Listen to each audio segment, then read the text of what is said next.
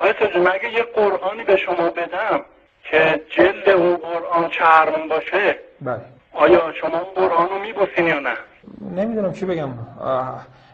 فرض کنید میبوسم. بله میبوسم، به قرآن احترام میذارم.